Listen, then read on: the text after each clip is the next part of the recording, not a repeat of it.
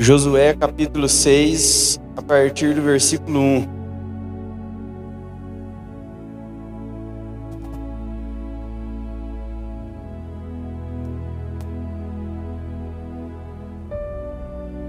Amém? Vai dizer o seguinte, a palavra do Senhor. Os portões da cidade de Jericó estavam muito bem fechados, para não deixar que os israelitas entrassem, e ninguém podia entrar e nem sair da cidade. O Senhor Deus disse a Josué: olhe, estou entregando a você a cidade de Jericó, o seu rei e os seus corajosos soldados. Agora você e os soldados israelitas marcharão em volta da cidade uma vez por dia, durante 6 dias. Na frente da arca da aliança irão 7 sacerdotes, cada um levando uma corneta de chifre de carneiro. No 7º dia, você e os seus soldados marcharão 7 vezes em volta da cidade, e o sacerdote tocará a corneta. Quando eles deram um toque longo, todo o povo gritará bem alto, e então a muralha da cidade cairá. Aí cada um avançará diretamente para a cidade. O Senhor colocou uma palavra no meu coração e eu quero compartilhar com vocês um pouquinho daquilo que o Espírito Santo ministrou. Quando nós olhamos para esse contexto de Josué, no capítulo 6, a gente vai ver que nós estamos falando de um povo que vem saindo de uma terra, de um deserto e caminhando para uma terra prometida.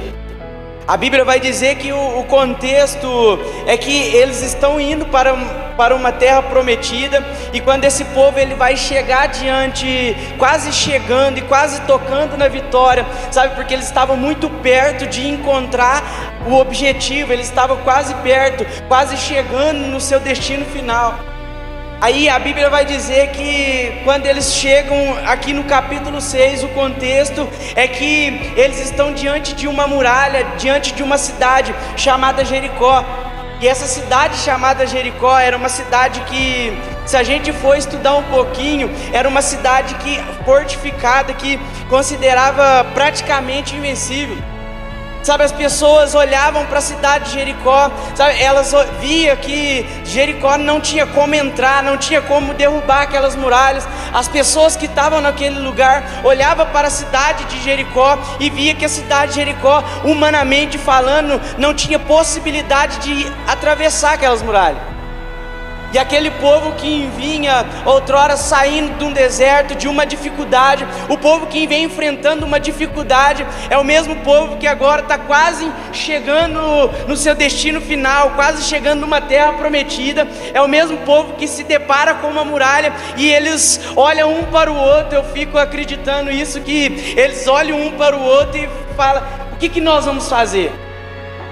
Porque todas as vezes que a gente vai ver o povo de Israel lutar por algo, a gente vai ver que eles têm espada, eles têm arma, sabe? Eles têm lanças, e sempre a resposta de Deus vem para eles, que eles têm um plano humano, falando humanamente falando, eles sempre têm uma ideia, sempre surge uma ideia.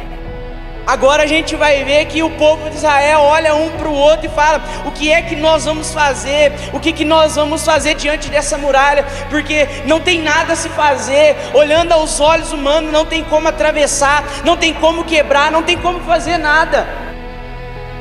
E aí, quantas das vezes, trazendo para o nosso contexto, quantas das vezes a gente se depara com algumas situações na nossa vida, que a gente olha e a gente só consegue enxergar o problema, a gente vê o problema e a gente está olhando para o problema, e na nossa mente, na nossa cabeça, humanamente não tem mais o que fazer, e tudo que a gente fala é olhar um para a cara do outro e falar: o que é que nós vamos fazer? Porque não tem solução, não tem resposta.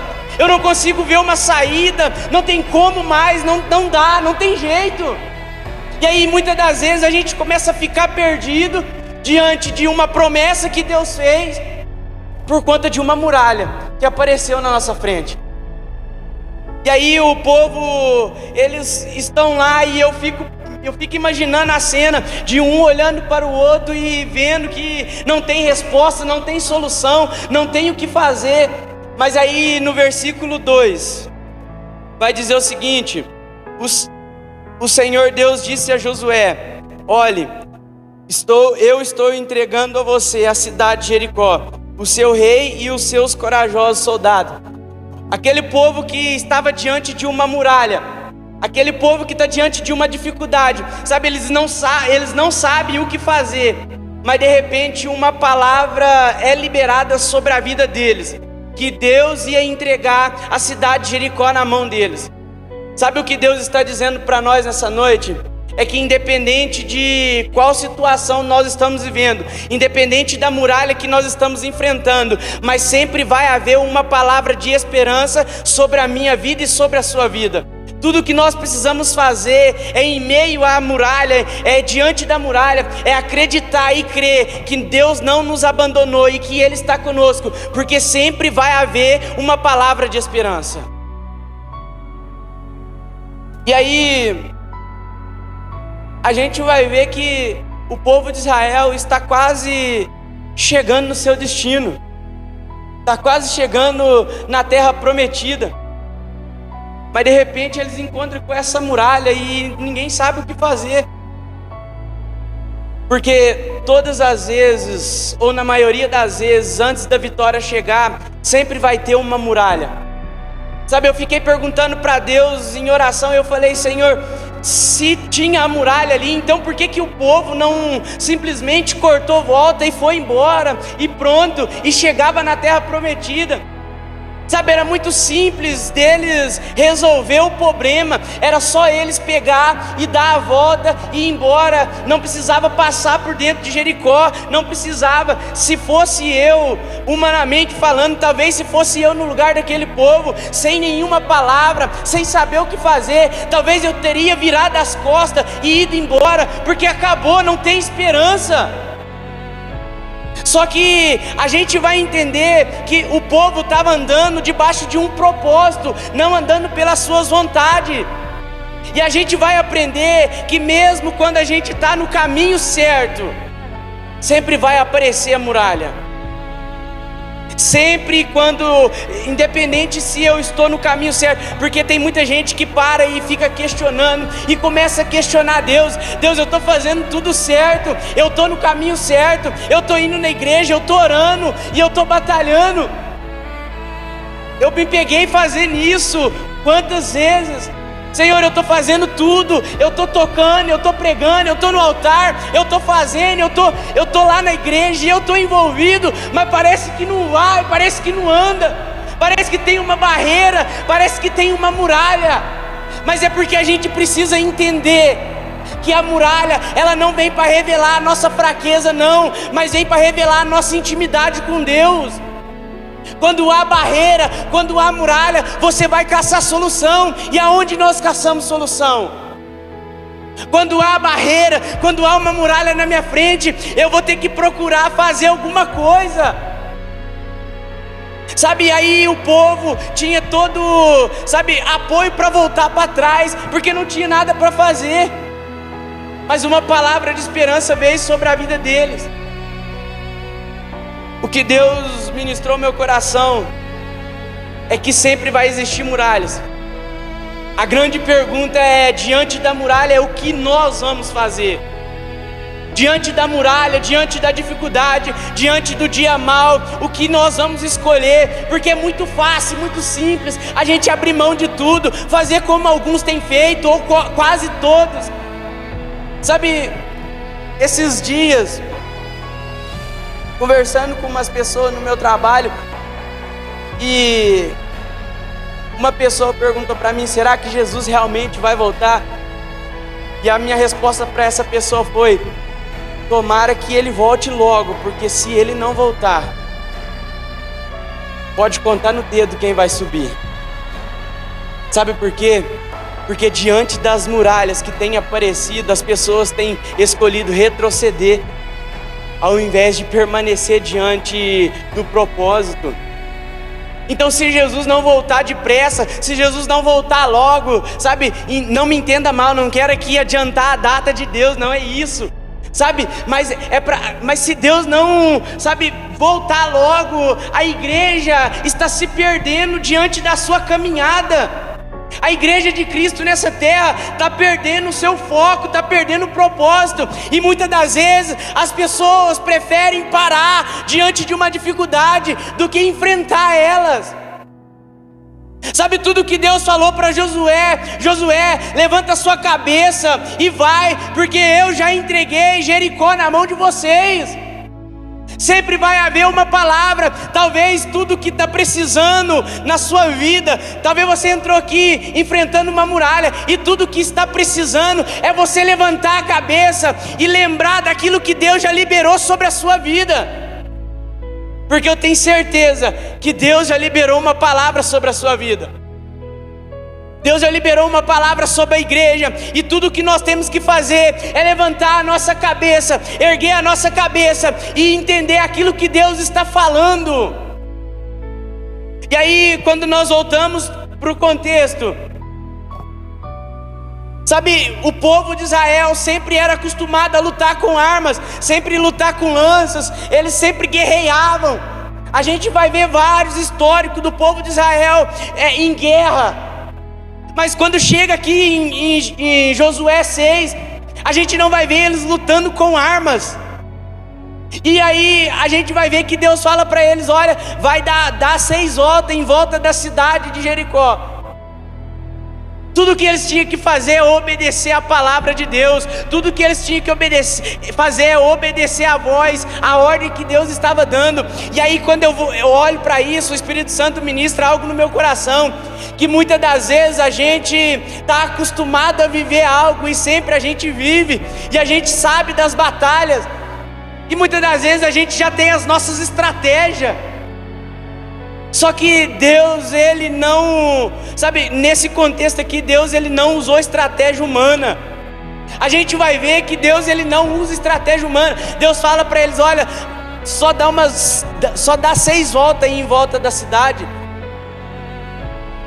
Gente, para e pensa comigo. Eu fiquei nessa linha de pensamento lá em casa. Imagina você diante de uma dificuldade, e a única palavra que Deus manda para você é: dá 6 voltas aí em volta do seu problema. Cara, para isso é loucura para algumas pessoas. Isso é loucura para muita gente. Sabe, e aí tem gente que não obedece, por quê? Porque é loucura. E aí preferem voltar para trás. Por quê? Porque voltar é mais fácil. Voltar para trás é mais fácil do que a gente obedecer o simples que Deus está mandando. E aí a Bíblia vai dizer, lá em 1 Coríntios 1:27, vai dizer o seguinte, eu vou abrir aqui.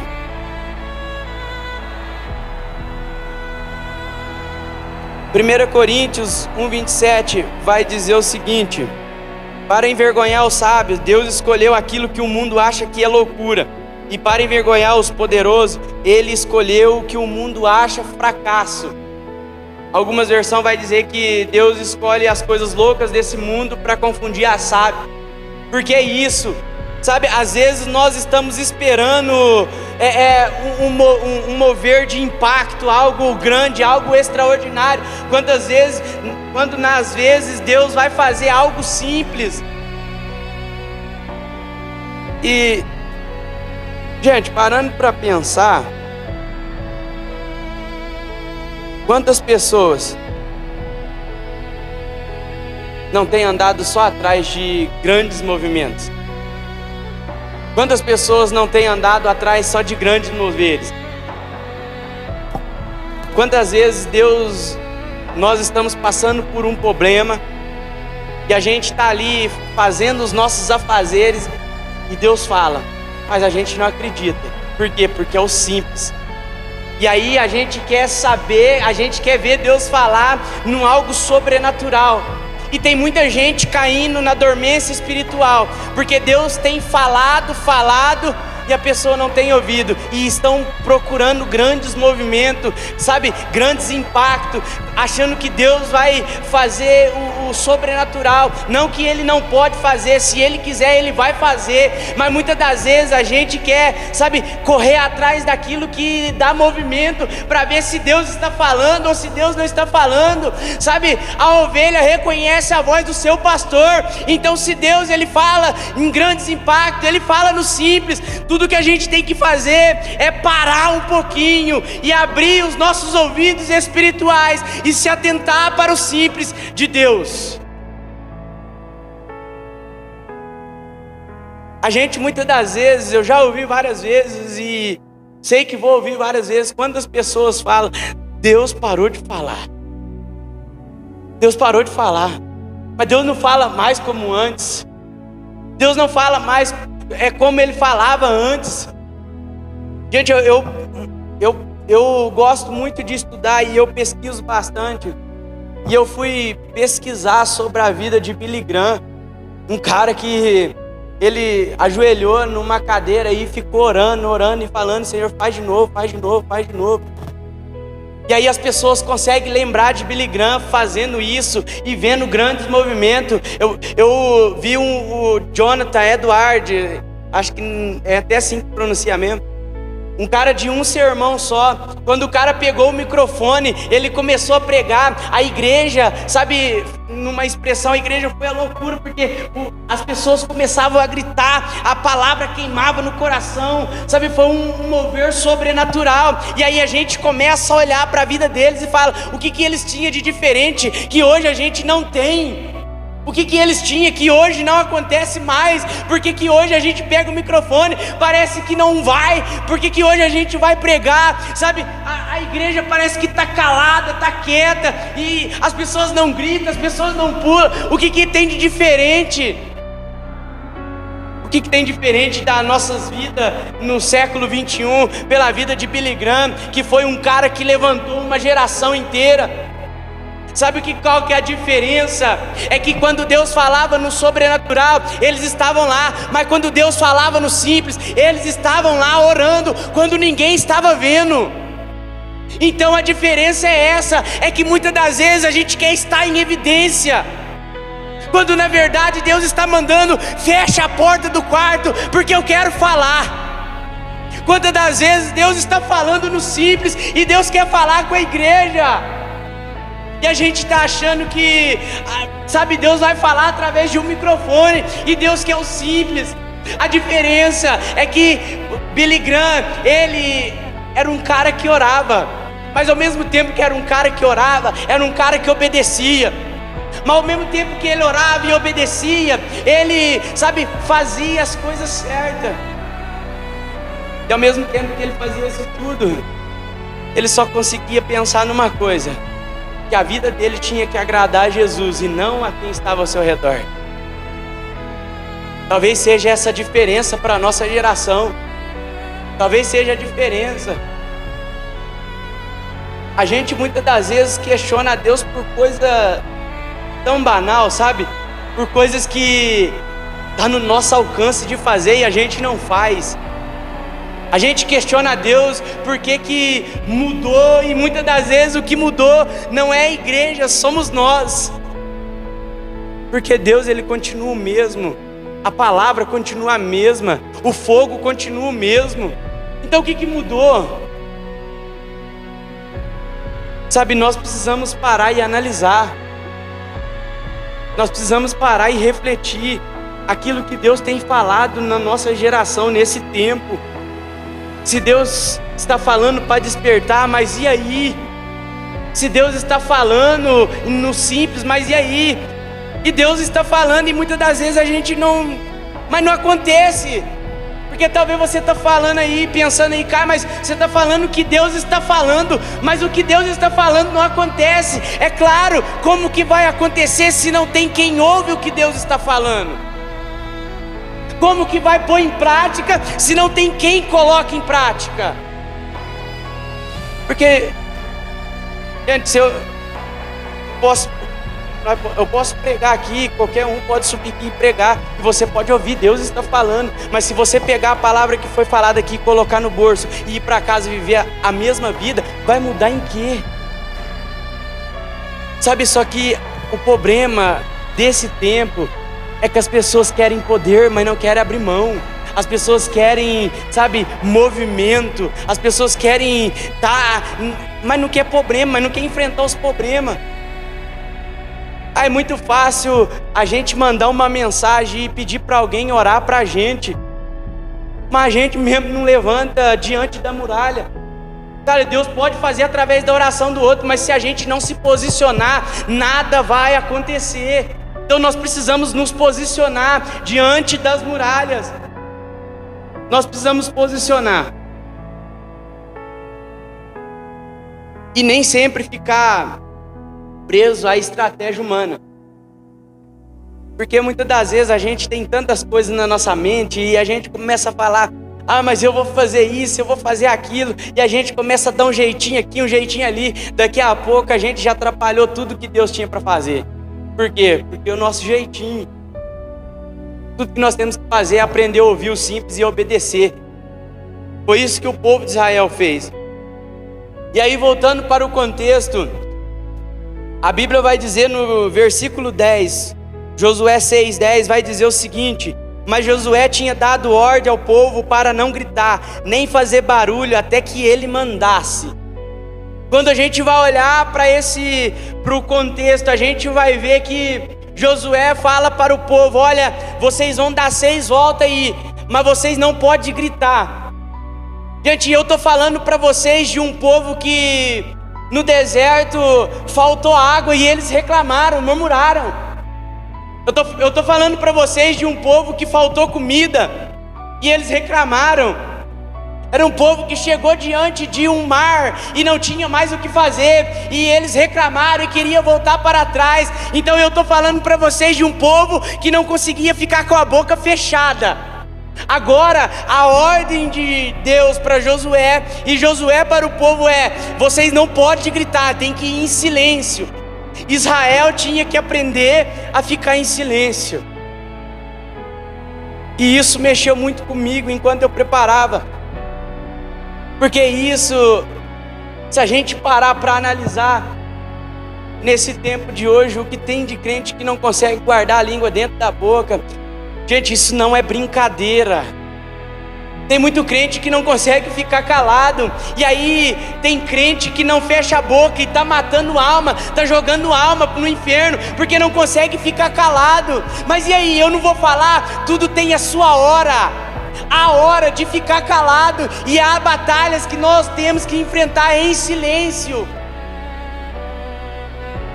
Gente, quantas pessoas estão matando pessoas, e nem é por conta de faca, de arma, não. É a boca, o que tem saído de dentro da boca. Por quê? Porque a gente não consegue ficar em silêncio.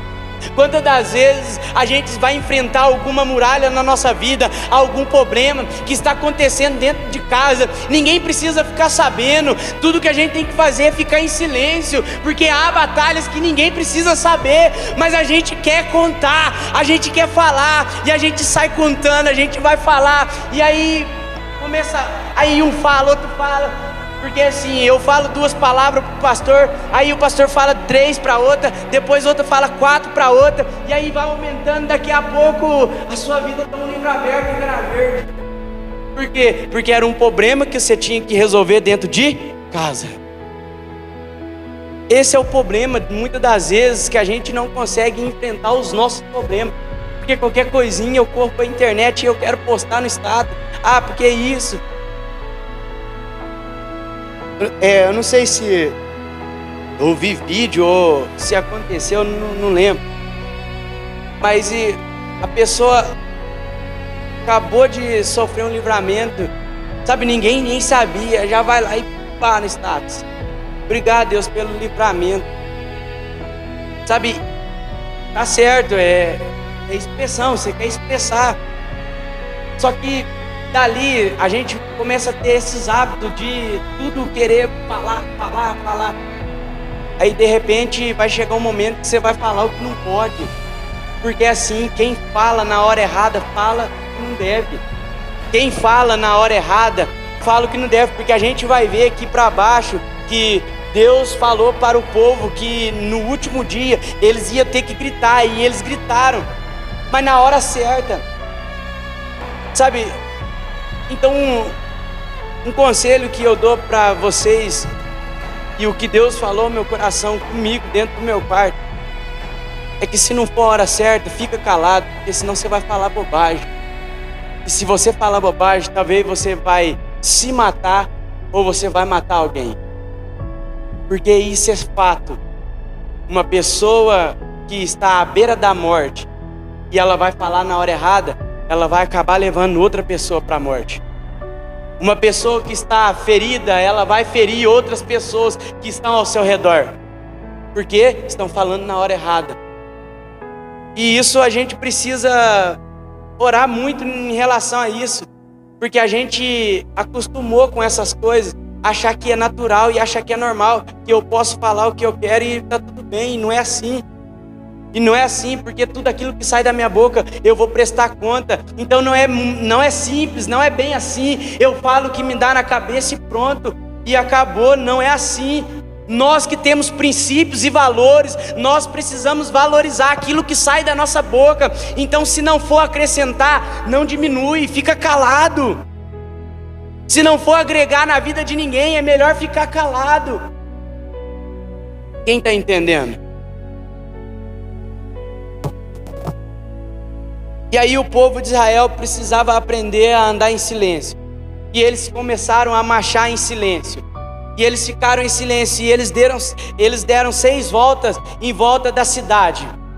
E aí na sexta volta, quando eles estão na última volta, na sexta volta, porque cada dia eles estavam dando uma volta, e de repente eles olham para aquela muralha e eles não vê nada acontecer. E aí eles olham para a muralha e talvez no pensamento deles, nenhuma rachadura, nem nada, como que vai acontecer, sabe? E eles estão em silêncio, porque talvez esse foi o intuito de não falar, porque se falar murmura e reclama e questiona. E aí eles estão em silêncio e não estão vendo nada acontecer. Mas de repente, no 7º dia, quando eles vão dar 7 voltas, no 7º dia, eles dão um grito e a muralha cai. E Deus cumpre a palavra que tinha prometido a eles. Sabe por que é isso? Nós precisamos perseverar diante da dificuldade. Ainda que os nossos olhos não conseguem ver, ainda que a gente está caminhando e a gente está fazendo as coisas certas e a gente não está vendo nada acontecer, mas na hora certa, Deus vai fazer com que as muralhas caiam. Mas e aí? Diante das muralhas que nós estamos enfrentando, será que nós temos permanecido?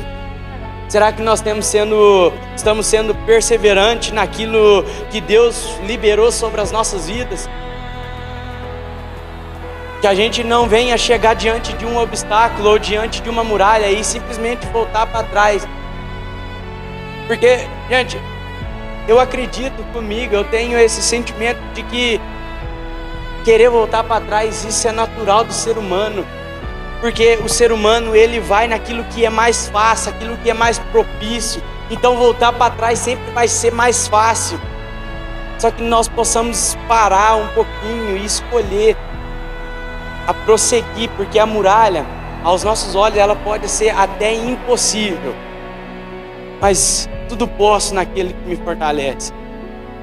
Sabe, se eu estou com Deus e Ele está comigo, não há muralha que me impede, não há barreira que me impede, não há nada que possa me parar.